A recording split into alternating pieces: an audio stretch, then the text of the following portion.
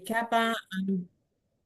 I'm the president of the French American Business Council here in Tampa Bay, Business Council of West Florida. And welcome to our webinar. So you know, this webinar will be recorded and will be on our website, on YouTube channel, framco.org, if you want to take a look at it. And I invite you also to go on our website if you don't already receive our newsletter to sign up. So you will find out all the good things happening with the French American Business Council here in Tampa Bay. So I really encourage you. So today, our webinar is on franchise. So we have our member, iFranchise, who is nice enough to take time to explain what a franchise and what to look for, and what franchise and visa and what chamber and our franchise can do for you, and how to create a network of franchise. So our speaker today, thank you, Bernard, to be with us. Bernard Ramches-Tezing, his career includes nearly 20 years of franchise management expertise with a history of developing innovative processes and procedures that optimize operational efficiencies, minimize costs, improve quality, and increase marketing competitiveness for franchise companies. As a senior consultant with the franchise group, Bernard helps prepare business owners for expansion through education on franchising and alternative growth strategies, as well as operations analysis and franchise feasibility assessments to make sure businesses are prepared to scale and grow their brand in other markets. Over the course of his career, Bernard was responsible for managing development strategies as director of business development for over 200 franchise Subway restaurants, overseeing business planning, marketing, sales, recruitment, market research and analytics, communication, coaching, and departmental goal setting.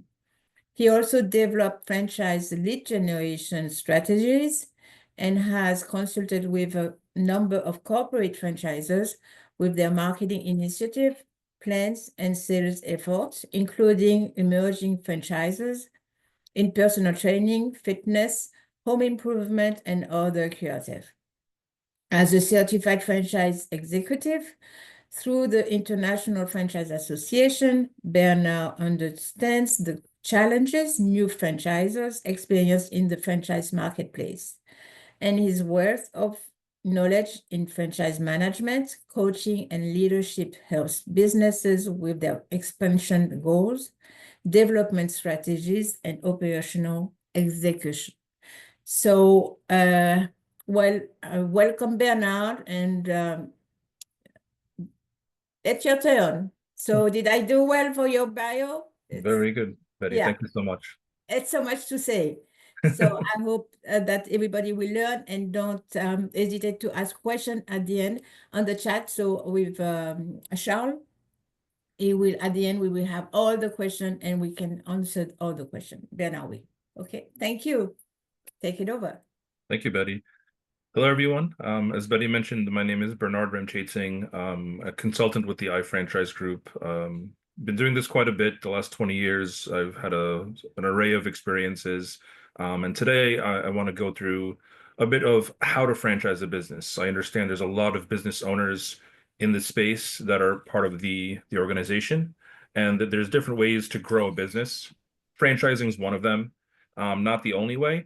And I want to go through a pretty detailed discussion and be able to answer those questions that you may have towards the end. We will touch on how to establish a franchise expansion, what are the options for additional or alternative strategies, and other things regarding both international and US expansion through the process. So we're going to cover many of the different things from establishment through quality control, through the legal aspects of franchising and certain differences in each of the markets that you may be exploring, how to market, sell, and grow a brand, essentially, of what you've built today as a business owner, and perhaps what to look for if you're looking to invest in other businesses as their franchise models as well. About our team and how we do it. My 20 years experience is just a small piece of the puzzle for our the iFranchise group. We have over 800 years of leadership franchise experience in many countries. We have offices throughout North America, in Canada, in Dubai. So we have helped many brands, close to 1,000 brands over the last 30 years, with establishing or launching or refining their expansion plans in different elements. We are also have sister companies that specialize in growth in terms of marketing and sales. And combined, we have a very powerful team that can help even the small business owner understand what future growth could look like for them and how to implement successful expansion strategies while protecting the brand that you've built locally. Whether you're here in the US, you're in France, you're in Quebec, if you have a business that you're looking to grow, maybe you're considering franchising as that vehicle for expansion. Maybe you've been in business less than a year or thinking about starting a business, thinking about purchasing a business, or you're already established and you're just looking for additional ways to improve the valuation of your organization. There's going to be, again, a lot of information today. I'll be more than happy to share my slides with anyone if you'd like that. And we have some free resources and books that I can send you as well. So we can get to that later in the Q&A portion, but we'll jump right into it. So what is a franchise? Here in the United States, the franchise is governed by the Federal Trade Commission or defined by the Federal Trade Commission. It combines essentially two licenses, a trademark license and a business opportunity license. If you're looking to control the operation, provide systems, support, how to execute your business model to a certain level of standards, and also tie a brand to it, the trademark, the name that's protected, while collecting a fee, then you're most likely going to be triggering some franchise regulations from a federal perspective. And then depending on what state you're in or states you're expanding into, there are state level regulations as well that you may encounter. So the good news is Florida is one of the best places to launch a franchise. It's actually one of the top 10 markets in the franchise industry. It's about 65,000 businesses in Florida are franchises. It's over 700,000 jobs are generated from the franchises just in Florida. It's about a $73 billion industry just in Florida, which is double New York, just to give you an example of the franchise power that you have. So it's a great market to start a business, launch a business, and refine it and scale it from there for many different reasons. So if you have a business that you're operating it and you're looking to expand, if you're looking to grow the name, file a trademark, protect it, put the systems in place to train someone else to clone and duplicate that business, and you want to be paid from that through initial fees, which could be as low as $500, $600, $700 in a 6-month period, you might be triggering the franchise regulation when you're partnering with third-party investors. There's different ways to go about the expansion, and so we'll cover that. Franchisees typically could range in investment. We've seen the median average is 35 to 40,000 of an investment for a franchisee that a franchisor will get. But there's a variation of that. There are brands that have a $5, $10, $15,000 franchise fee. Others can be easily over 100,000.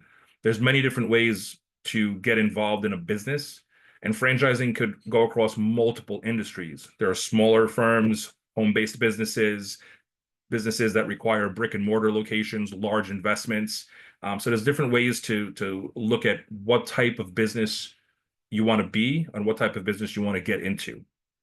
Franchisors can generate revenue from royalty as a shared a revenue stream, maybe advertising.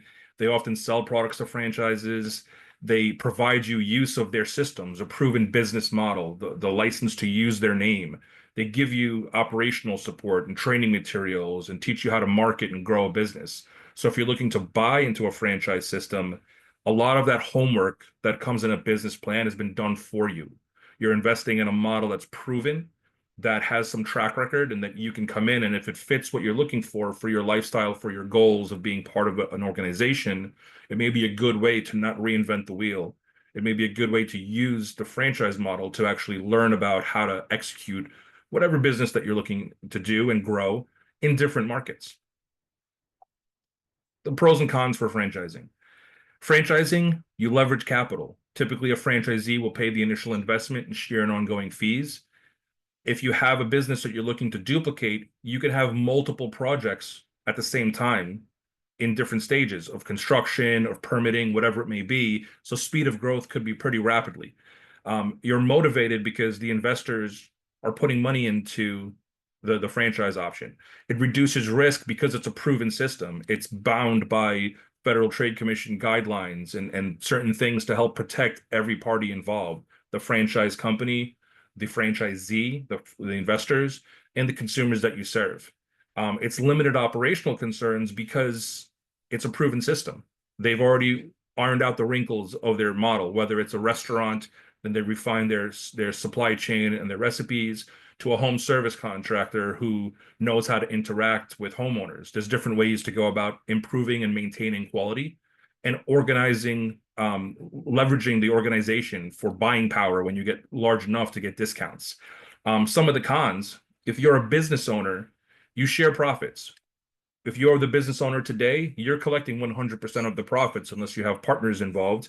A franchisee, you're essentially sharing a portion of the revenue with them. But since you can open multiple locations, typically you're making more profit in the long term. When you're looking to open 5, 10, 20, 30 more locations, you're replicating your success pattern, getting them the same type of return. You'll be able to generate revenue across for everyone.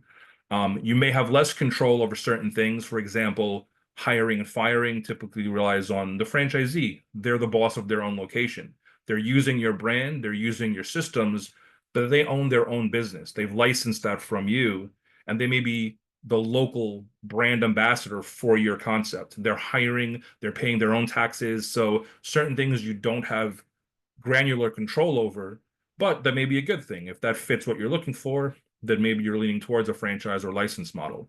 At the end of the day, everything's designed for that win-win model, franchisee, franchisor. So a good relationship, open communication, making sure the right systems, processes, procedures are in place will help smooth out the expansion, and a good franchise system is mutually beneficial across the board. There's a myth in franchising that it's very litigious.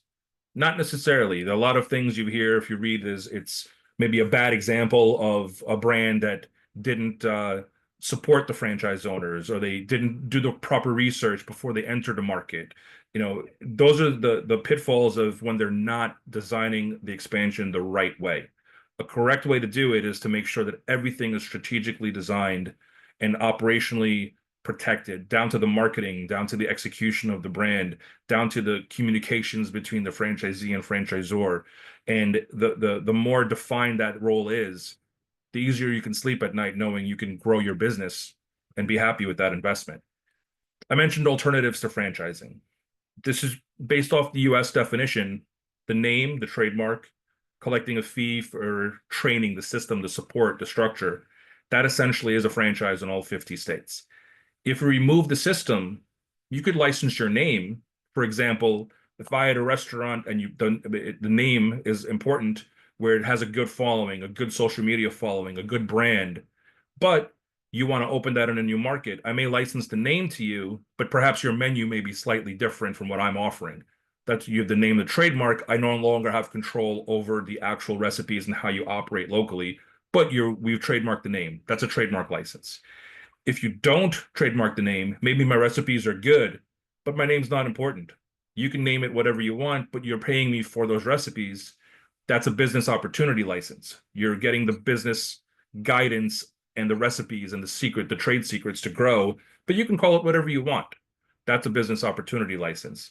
There's other ways to grow a business that are distributor relationships, dealerships, agencies, all sorts of different ways depending on the laws, if you're giving up control over certain elements. The more control that you want to protect the name, protect the system of the business model, protect that recipe if it's a restaurant, or the execution of a home service contractor or a health and medical and wellness concept.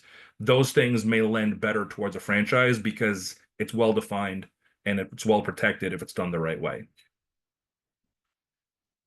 So as it's a federal trademark, Rule 436 of the Federal Trade Commission defines a franchise, but each state may have different variations. The good thing in Florida was Florida is one of the filing states. So they follow the federal rule and you just file with the state for the exemption and you'll be able to offer the opportunity as a franchise-owned business.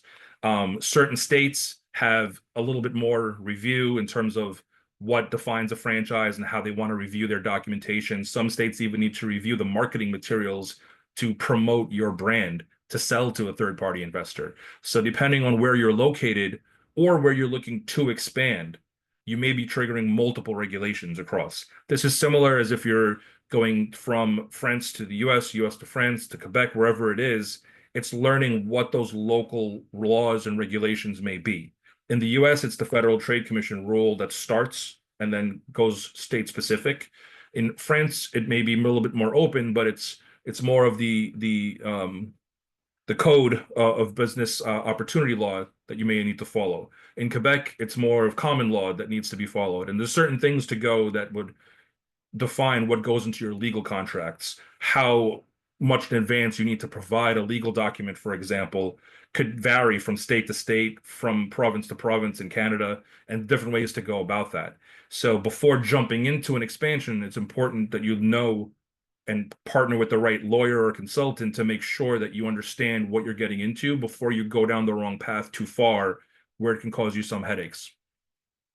So with that said, choosing the right path for growth or choosing the right vehicle for expansion is important. There is no one size fits all. It's not just saying I would like to be a franchise. Sometimes people just think expansion is franchising, but as you see, it may be different in many cases. The decision should be goal driven. You have a business today, or you have a goal of buying a business today, even. Where do you want to be with that? What is the end goal? Why do you want to get involved? So if you own a business, what does success look like for you in 5, 10, 15 years? Are you looking to grow it, sell it at a specific valuation? Are you looking to grow it, get it to a point of expansion that you could pass on to your children as next generation, or sell it to someone else? There's different ways to go about that. How fast do you want to do that? What is the valuation? What markets do you want to go into? What are the pros and cons of going into different markets? Does the other markets actually want your business, or is someone there that's a competitor that you need to go and adjust your business operation to go in there to avoid the risk? So how fast or slow could decide, do you need a Volvo or do you need a rocket ship? You want to go smoothly and strategically and slow, or do you want to go super fast? We've worked with clients that are very comfortable to open 1 or 2 or 3 locations in the first year or two of their expansion. We've also worked with clients that have launched over 100 locations in their first year. Very different game plan of how to get to that growth, but very similar in terms of structure to protect that type of expansion. You don't just have to choose one vehicle for growth. The same way that the states may regulate certain things, or the provinces throughout Canada, or even different countries, you may franchise in some markets, you may license in others, you may have joint venture partnerships in others. So all of those are just the strategy of how you employ the right vehicle for expansion for your business model.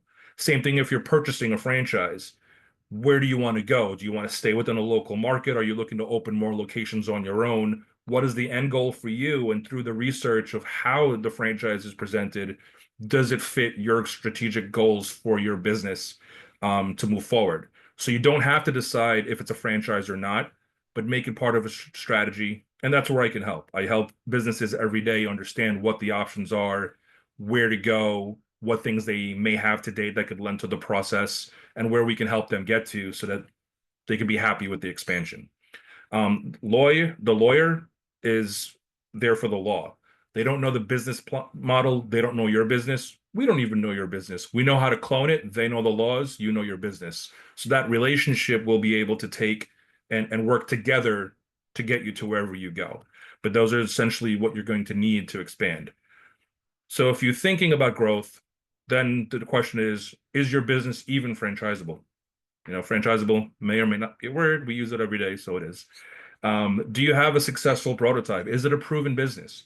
There's no laws currently in the US where it says you have to have a business model proven.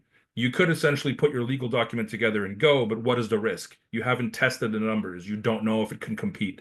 You don't know if it's there. It's different if you go to certain provinces in Canada. You need to be open for a certain number of years, have a certain number of locations, perhaps. So these are things that you need to, again, explore before you jump into different markets. How credible you are is going to be a big piece of the puzzle to get people to buy into the franchise. If you're not yet known, they don't know your brand in a different market, they may not trust you enough to get involved. That's why everything's bound in a legal document to get there. So how do you compete that will make people want to invest in your brand or have you grow your business into local markets? What sets you apart? What makes your brand sizzle? These are things that will help buyers want to get involved and help you scale a business. And it's all part of their value proposition. Can you even teach the business is another question. Is it something that's easily cloned, or do you need a long time to get licenses and permits to understand and do the business? So it's very different if you have to be complex to go into a heavy medical concept versus if you're starting off, that's something that be learned in 2 or 3 weeks to train. You may or may not be able to teach and adapt the system that you've created to grow the brand. So that may be a roadblock in cloning the model. The other part is, what's the return of investment? It's a business at the end of the day.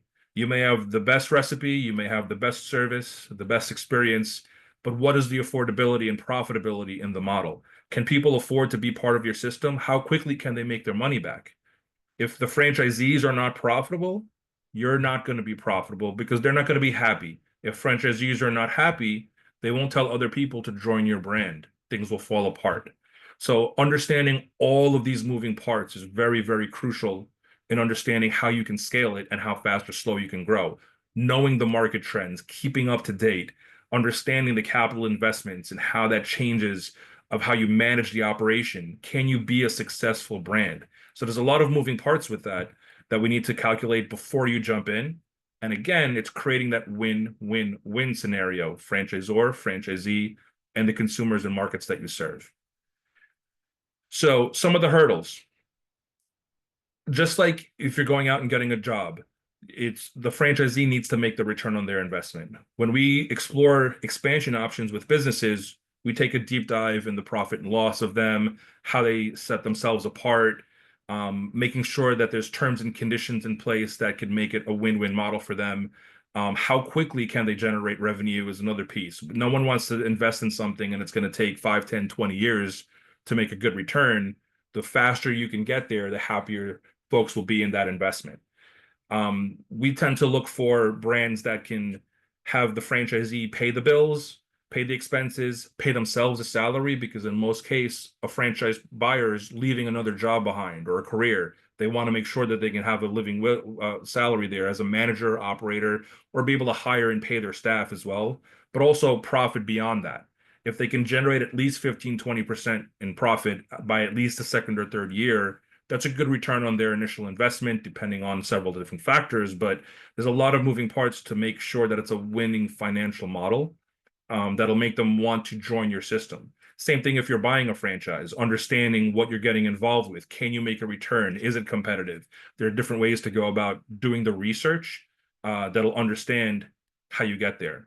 So I could share this later, but there's a lot of number crunching to understand what that return of investment is. And everyone has a different financial goal as well. So exploring every brand, every opportunity through what's defined in a federal disclosure document may or may not even have all the answers you need. It's doing the research, speaking to franchisees, going through the market assessments and understanding what you're getting involved with, asking all the questions and interviewing people before you spend a penny anywhere. It's a lot of strategic planning to get you there.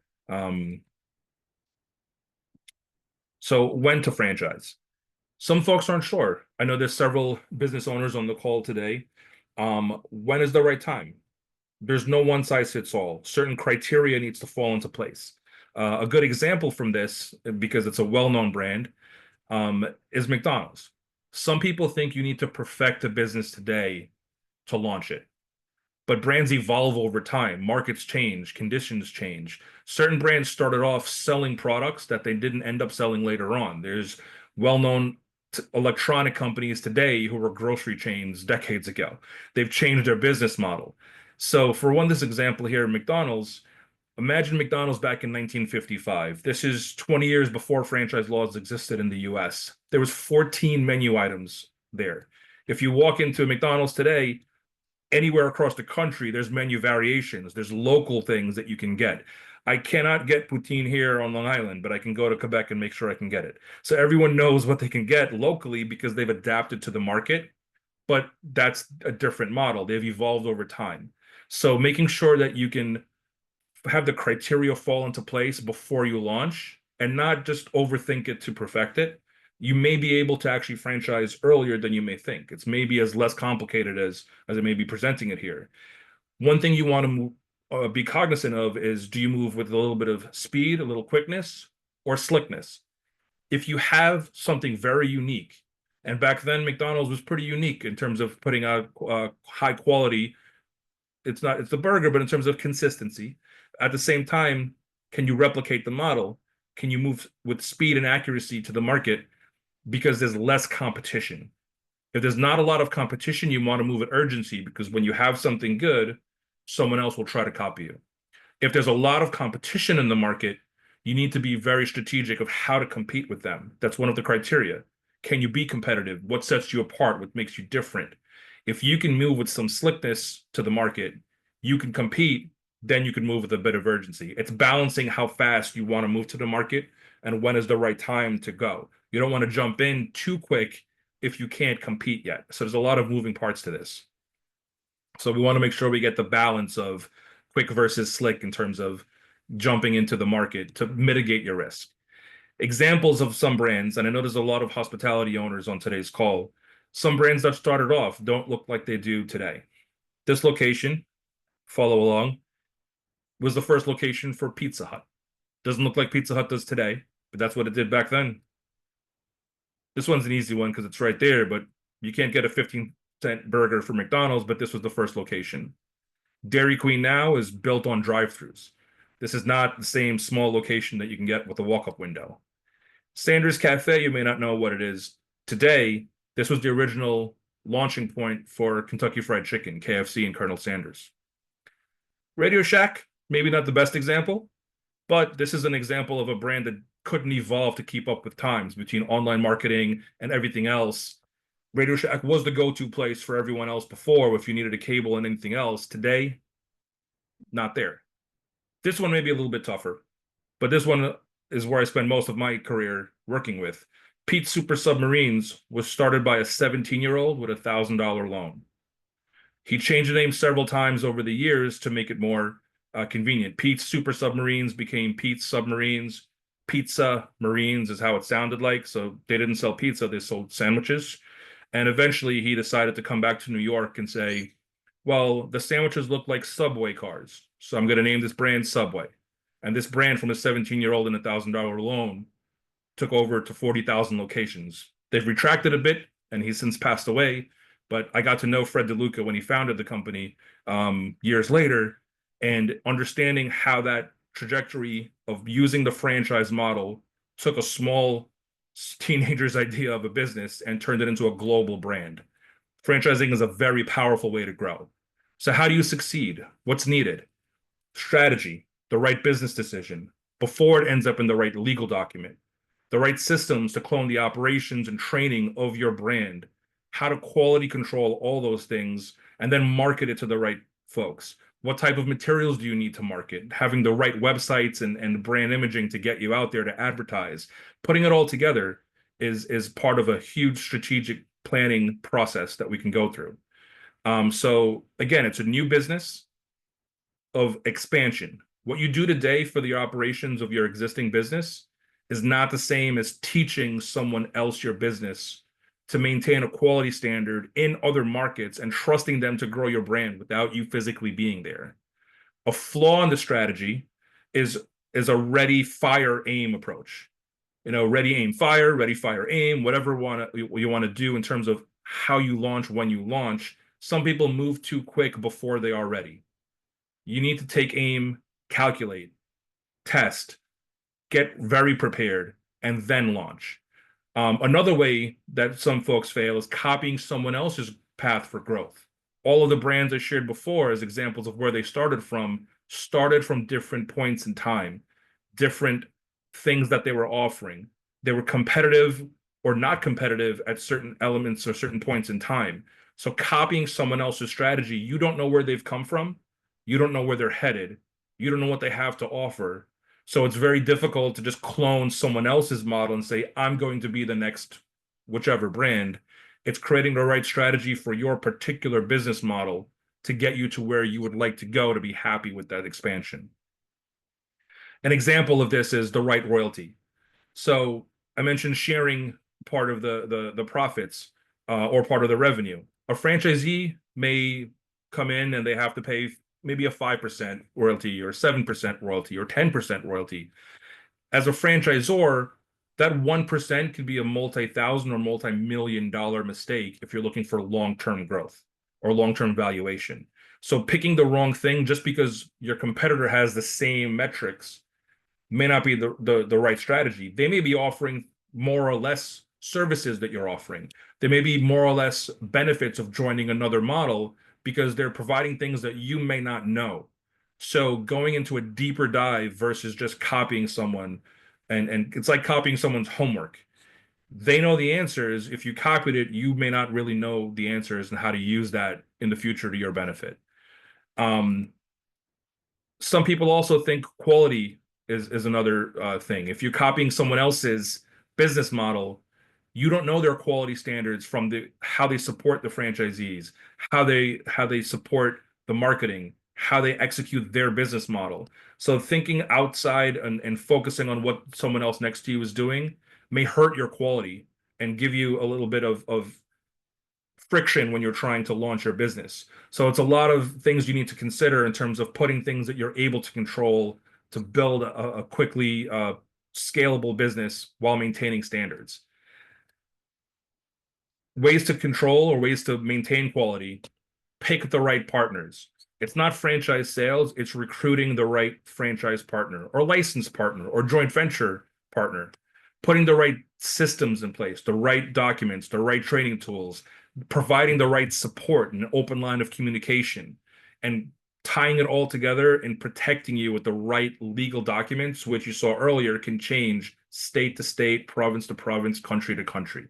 So all the different moving parts there are very important. And all of that could come at a cost as well.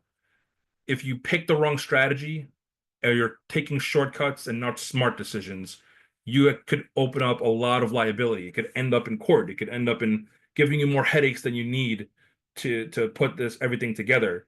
The operations manual in all of these is the how-to. It's how do you execute your business model.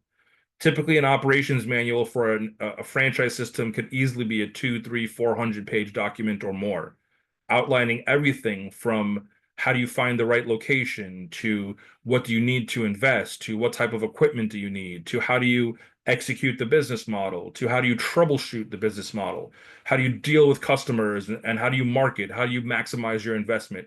Anything a business owner needs to understand needs to be provided to them in the operations and training tool to mitigate your liability, and again, design that win-win model to protect you and them and also the customers and clients you serve. So the manual has very, very complex moving parts. We can help with that, but it's putting everything together to grow fast while maintaining quality and putting all the systems in place to train the franchisees and partners to make sure your quality control is aligned. That all gets tied back into the law. Again, in the US, it's the Federal Trade Commission rule. The Federal Trade Commission tells us what 23 sections are required to move forward. On average, it's a disclosure 14 calendar days or 10 business days, depending on what state you're in, that someone needs to have this legal document presented to them to review. If you're buying a franchise, you apply for information, they're obligated to give you this disclosure document. A purchaser should go through this document because those 23 sections are designed to protect you, understand what the terms and conditions are, go through the agreements before you sign anything, before you spend a penny. For example, this could vary province to province across Canada. There's different waiting periods. In France, you have to hold it for 20 days before you can execute. They have a similar document. It's not following the US Federal Trade Commission rule, but it's very similar in protecting both parties, franchisee and franchisor, making sure that there's transparency in the terms and conditions to get you there before you make the business decision to join into a brand, whether you're offering the business opportunity or buying the business opportunity. State laws, I mentioned, could be a little bit different depending on where you're growing. The southeast portion of the US is a very, very good market. Florida and Georgia are two of the top places to launch a business. So you're already in line nearby. If you're launching out of the Florida area, you're in good shape there because it's not as not too complex. It's not too difficult to go into the other markets, but it's just add different layers.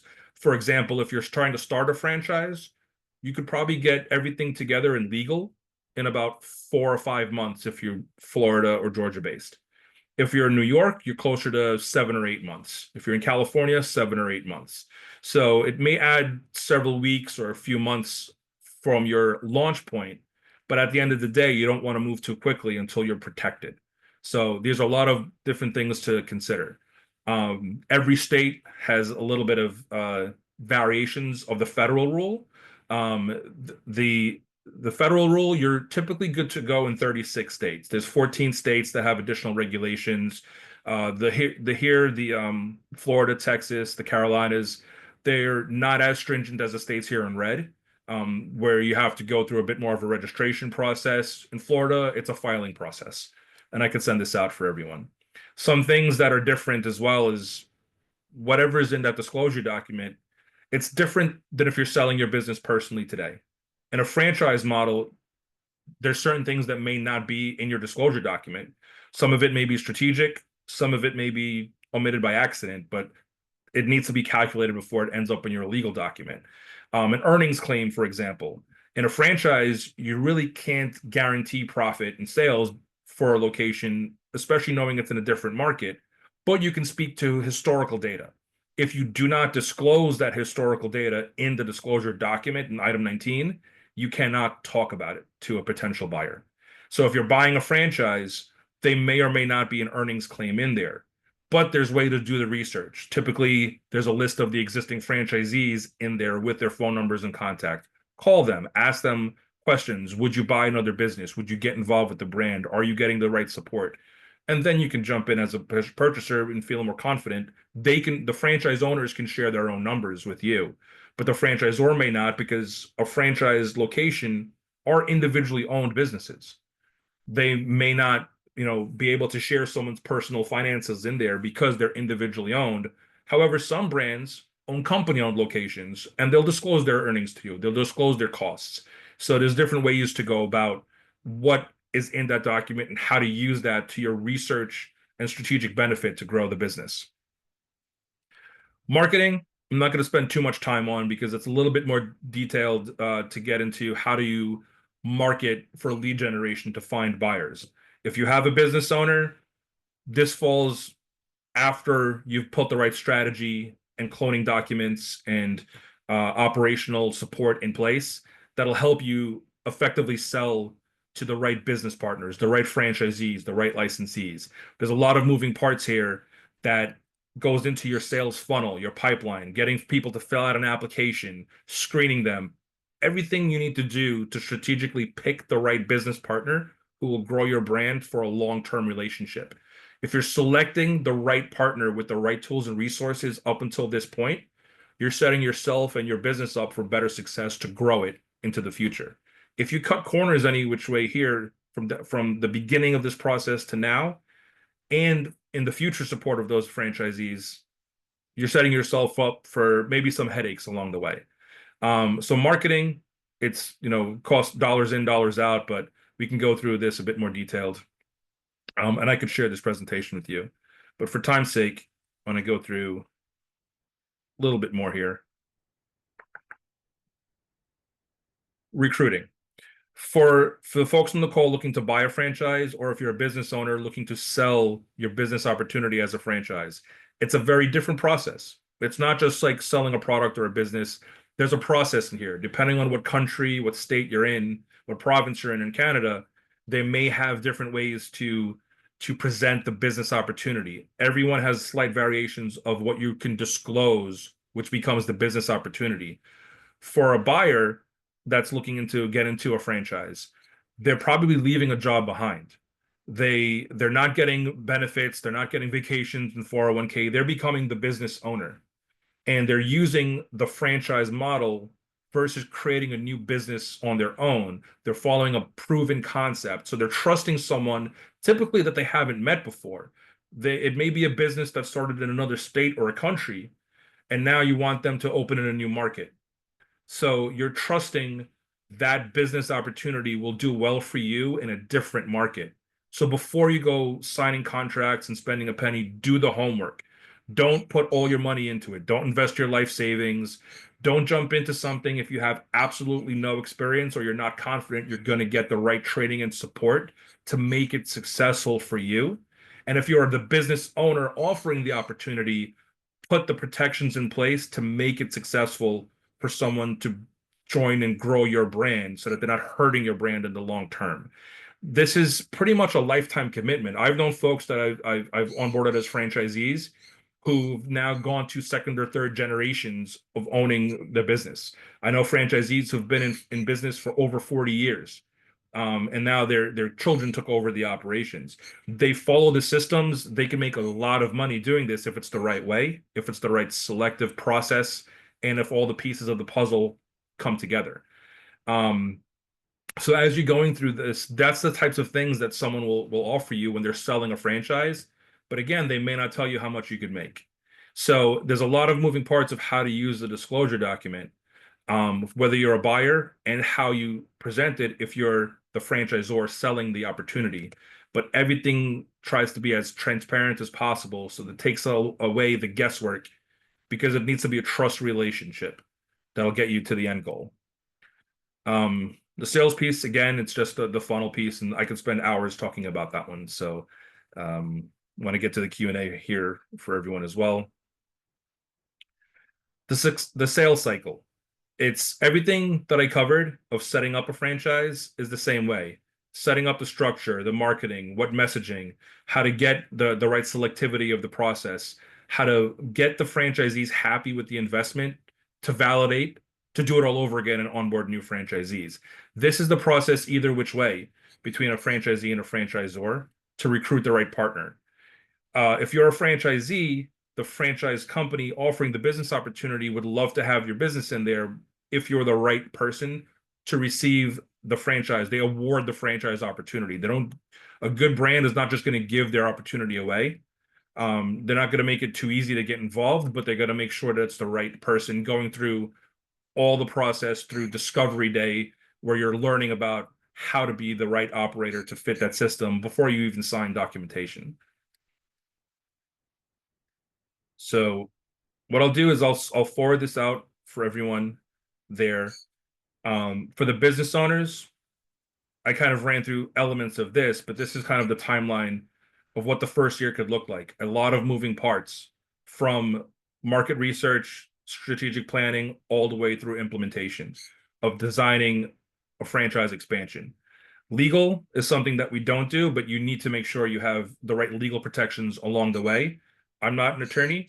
An attorney can help you with those types of things and grow. For example, if you're looking to invest in a business and you're coming in with a foreign visa, an E-2 visa is a good way to come in to join and invest the brand, but you need to use your immigration attorney and a business attorney to understand, do you qualify? Is it the right opportunity for you? Everything I covered in terms of what ends up in the legal document, the disclosure document, needs to align with your opportunity to be successful in the market before you even apply for the visa. You know, you don't want to jump into the wrong opportunity just because it's a business doing business there.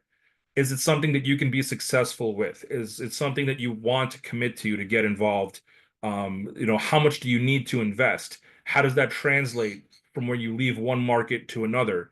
If you have experience in a certain industry before you jump into this market or a different market, does that experience make you more or less successful in terms of following that business opportunity? There's a lot of different things you need to consider, but following the plan to get into the business from an investment standpoint um, still takes those same strategic planning and the same considerations to make sure that you can sleep well at night, knowing you've onboarded the right partnership, the right franchise, the right franchisee, the right franchise opportunity as well.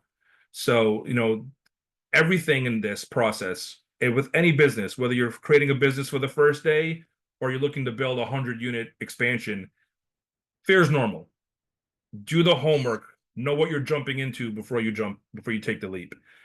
I can help you answer a lot of those questions. My team has done this for a very long time. We can help you get there using the support structure from Fremco. They have great tools and resources for business opportunities and helping support and going into international markets as well. But if you're looking to explore the franchise model as a vehicle for growth, then I could help you there. Our process is to make sure that you are prepared and you gradually get into it. It's like walking into the ocean. It's an unknown entity for you, but we want to get your ankles wet before you jump head first. Make sure that you understand what you're getting involved with and strategically step into that unknown growth moving forward. Costs can range, and I can get into this in the Q&A, but for time's sake, we could probably just open up to any questions there. I will say that, it's one way again to grow the business, not the only way. I can help you understand which vehicle for growth, depending on what state or country or province you're looking to expand into. It could be a combination of strategies. As long as you're creating that win-win model for your expansion, we can help you. Be selective in the process and understand it's a different business model than what you're doing today. If you have a bakery, if you have a home service contract, if you're a personal training location, you're now in the business of supporting other business owners. And if it's done right, launching in Florida, you're going to be part of that $73 billion franchise space industry if it's done right. So making sure that this is the right option for you, ask us questions. I can provide resources for everyone listening to this. I could send you some materials. I could send you books on franchising that our CEO has written, whether you're looking to buy a franchise or build a franchise expansion. I can send you different resources along the way. And I'd love to connect with anyone after the call or take any questions now. Thank you very much, Bernard. So actually, it's the first time that we don't have any questions in the chat. And I think the reason for that is that everything was so clear with the presentation, with you talking, everything was point on. So kudos to you. I do have questions. I know people who couldn't make it, who texted me, but actually asked me what you just mentioned in the end. It was about prices more. What is the range of prices Sure. that you can see for different contracts? Sure. So it could vary. Well, it's gonna be too far back to click, but I can give you the range there. To start off a franchise, there's no one size fits all. So it's what do you need to get those right strategic decisions? What do you have in place now to lend to that process? Do you have your operations and training already? Do you have connections to the attorneys already? Or does it all need to be created from scratch? Obviously, if it needs to be created from scratch, it's a bit more of an investment. But if you've built it over time, you may be able to start for lower. We've had firms that have spent $20,000, $30,000 to launch a multi-million-dollar expansion. We've had firms that want to go very aggressive and they need all the bells and whistles and they could spend over 100,000. Most typically spend between 45 and 65 to get started, and we can build that out with the strategy planning and performer projections and staffing needs. We can help a business owner understand where they are now and help them pick and choose what they really need to get legal and grow from there. So I know it's a wide range, but some folks need to prepare for that. But the end goal is, to take a big leap. We've worked with brands that have started off single location. One brand that comes to mind is Nothing Bundt Cakes. If everyone's heard of Nothing Bundt Cakes, Debbie had contacted our team years ago before I joined. She was baking bun cakes in her kitchen, tested it in a brick and mortar location, decided to hire us to employ the franchise strategy. That has grown, and if you Google this answer, Look at what she sold when she crossed 300 plus locations of her product. It's one of the greatest stories in franchising. Fred DeLuca, who I mentioned from Subway before, 17-year-old took $1,000 loan, and the value of the brand when he crossed 40,000 global locations is pretty wild. So if it's employed the right strategy, smart cuts, not shortcuts, that investment becomes a drop in the bucket or a drop in an ocean when you can get to that point. That was very clear again. Thank you. Sure. Thank you, Bernard. So to get to that point, you need to have professional advice. And yeah, with you, we can have like private consultation and work this. There's a lot of people from France I know, they don't know, they want to move here, but they don't know what business they're going to. So it's a good thing that they have a consultation with you, I suggest, and then we can start from there because And you don't know what they like if they're good at something. So it's personal also. And like you said, Exactly. it's a big step. It's a big step, and business is an emotional decision. It's a long-term decision. You Yeah. shouldn't be taken lightly. Don't throw money into the wrong investment, and do the homework. I know growing up, I didn't like doing homework, but you have to do the homework and it pays off. It really does. Yeah, it does. Yeah, sure. but Bernard, I do have another question for you because you did mention there's different speeds to develop that franchise, for example, Volvo versus Rocket Ship. And you said that there can be a mix and match of that. So it's possible for example, to set a goal for 2 years, we're starting as Volvo, kind of, to make it easy, to start slow, less money maybe, and then once that's established, to start on that Rocket Ship. So that's something that's Exactly. okay, perfect. Yeah. I always recommend learn to crawl before you walk, walk before you run, because you don't want to trip up and hurt yourself if you go too quickly. Understand what you're stepping into. There are many brands that are happy with one or two of the first year because they're learning to be a first-time franchisor or licensor or whatever vehicle they're employing. Others come a bit more prepared. They may be private equity backed. They have a lot of locations already. And one that comes to mind is there's a 50-unit franchisor from the West Coast who decided, our family owned 50 locations. We'd love to see if we can get to 250. How do we do this? Well, they tested it and franchising could fit the markets they wanted to go into. They have a very big goal, but they have the capabilities of getting there faster versus someone who's starting off, in a smaller space. So it's tough to say no when people want to write a check to join your business, but being selective in the process and putting the right strategy in place, I've seen impressive growth happen with the right strategy decisions to get you there. And it could be slow that makes you happy, or it could be super fast. Either which way, pick the right decisions. Well, I don't see any other question. I see Olivia said that you were very impressive during the presentation. So once again, reiterating that I think everything was very clear for everyone. If anyone has any other question, now would be the time. I think there's a lot of information at once, Perfect. so people need some time, and I'm sure they will contact you too because they have their own goals. Yeah. Sure. Absolutely. Would love to chat with anyone. I've worked for franchisors. I've been a franchisee. I've done business in many different places. My family is in Quebec, and so I've experienced in the markets there, and the team behind me is a wealth of knowledge. So if I don't have the answer, I could still connect you with the right folks. So would be Well, happy. I'm sure. Well, Now, thank last you. question. Thank you so much, Actually, Bernard. last question, Bernard, because you said your family is from Quebec. Do you speak French? No, unfortunately, no. I already asked. Little bit, but I don't dare to test it with this group. So That's okay. Don't worry. Well, Okay, thank you very thank you much, so much. everyone. thank you. Thank you, everybody, Thank you very and much. have a great day. Thank you for being here. And just so everyone knows, the replay will be available today or tomorrow on our YouTube channel, and I will send it also by email to all of the participants. I'm going to ask also Bernard to send me, if you can send me the presentation, so I can also share that material with everyone. Absolutely, will do. Thank you so Well, much. Thank you very much again, everyone. Bye-bye. Thank you. Thank you.